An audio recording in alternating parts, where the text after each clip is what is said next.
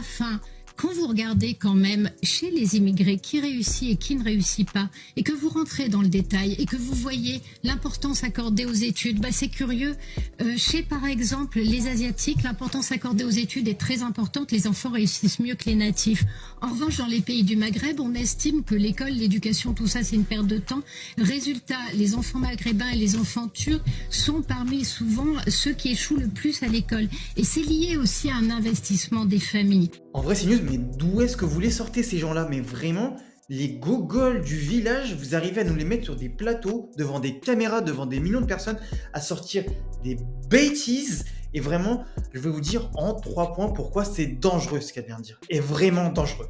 Mais avant, moi je m'appelle Rocha, on parle d'actu et de vie étudiante. Du coup, abonne-toi, commente, partage et enregistre la vidéo. Bon, déjà le premier point, il n'y a pas de chiffres, pas de source. Elle balance ça comme ça. La meuf est posée sur son petit siège, elle dit une énorme dinguerie sans s'appuyer sur un bouquin, une étude, un sondage ou quoi que ce soit, même si déjà les sondages par rapport aux ethnies et aux cultures, c'est interdit. Donc, comment elle sait ça? Ne croyez pas les gens qui vous affirment des choses sans source. Deuxième point, les étudiants qui sont issus des cultures maghrébines ou bien d'Afrique noire pourraient intérioriser ce genre de croyance en se disant je vais être moins bon à l'école de par la culture dans laquelle j'ai baigné, et donc vont un peu moins s'investir dans les études, et même les professeurs qui pourraient se laisser tenter mettraient moins d'investissement. Donc vraiment ça va perpétuer un cercle vicieux.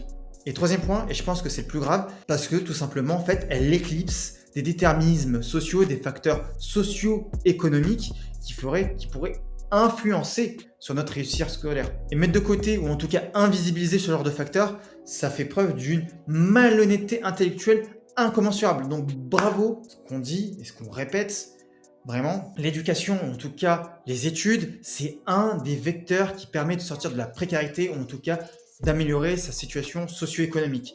Donc ceux qui disent que la réussite scolaire n'est faite que pour un certain groupe de personnes, la plupart du temps, c'est pour garder les mêmes avantages et d'autant plus, on va dire, améliorer ou en tout cas renforcer la reproduction sociale. A plus.